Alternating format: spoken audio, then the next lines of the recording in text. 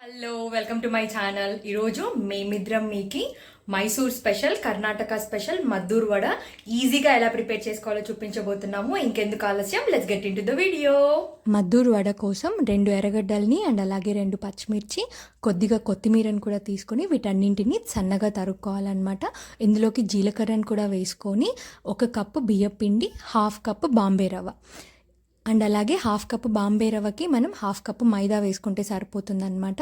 ఇవన్నీ వేసుకున్న తర్వాత మనం రుచికి సరిపడా కొద్దిగా ఉప్పును కూడా వేసుకొని మనం బాగా కలుపుకోవాలి. అండ్ ఇంకా కరివేపాకు కూడా వేసుకోవచ్చు. కరివేపాకు వడల్లోకి వేస్తే చాలా మంచి ఫ్లేవర్ వస్తుందన్నమాట.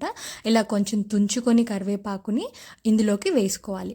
వీటన్నింటినీ మనం బాగా కలుపుకోవాలి. వీటిని కలుపుకునేటప్పుడు ఏంటి అంటే వాటర్ అనేది ఎక్కువగా యాడ్ చేయకూడదు. బట్ ఇక్కడ కొద్దిగా కలర్ కోసం కారం ఎక్కువగా తినేవాళ్ళు ఏంటి అంటే కొంచెం కారం పొడిని కూడా ఇందులోకి యాడ్ చేసుకోవచ్చు అనమాట. ఇవన్నీ వేసుకొని మన ఎర్రగడ్డల్లో ఎలాగూ కొద్దిగా వాటర్ అనేది ఉంటుంది కాబట్టి ఆ వాటర్తోనే మనం ఈ పిండిని బాగా కలుపుకోవాలన్నమాట. ఇదంతా కలుపుకున్న తర్వాత మనం 1/2 కప్పు వేడి నూనెని ఇందులోకి వేసుకోవాలి. This is the best tip ఈ వడకి.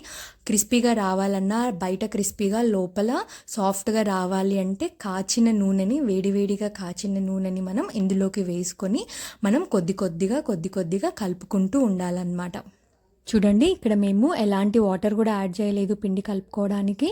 ఆనియన్స్లో ఉన్నటువంటి తేమ అండ్ అలాగే మనం వేసిన కాచిన నూనె ఉంది కదా, వాటితోనే మనం పిండి మెత్తగా అయ్యేలాగా, ముద్ద కట్టేలాగా మెత్తగా మనం మన చేత్తో కలుపుకుంటూ ఉండాలన్నమాట.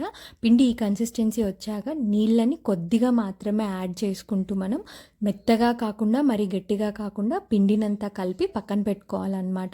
ఇలా కలిపి పక్కన పెట్టుకున్న తర్వాత మూత పెట్టి ఒక 15 మినిట్స్ పాటు దాన్ని పక్కన ఉంచి దాని తర్వాత మనం వడలు అనేది వేసుకోవచ్చు.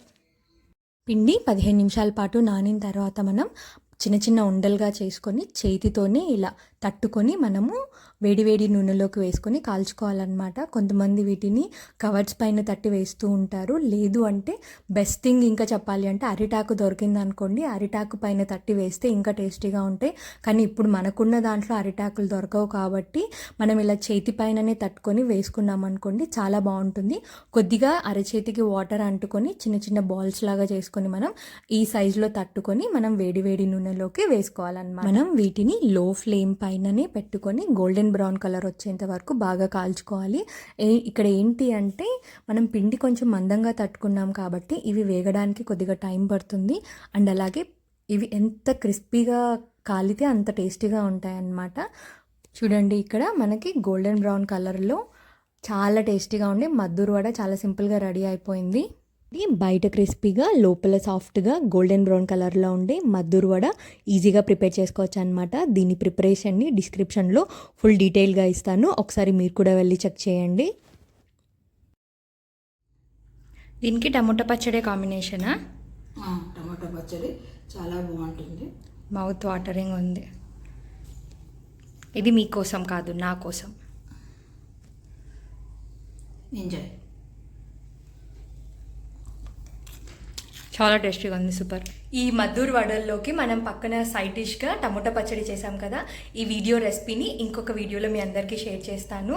అండ్ ఇంకా ఇలాంటి ఇంట్రెస్టింగ్ కుకింగ్ వీడియోస్ కోసం like, share, comment and subscribe Shweta Chundupalli channel. Okay, see you again in the next video. Until then bye. మళ్ళీ ఇంకో వీడియోతో మీ ముందుకు వస్తాను.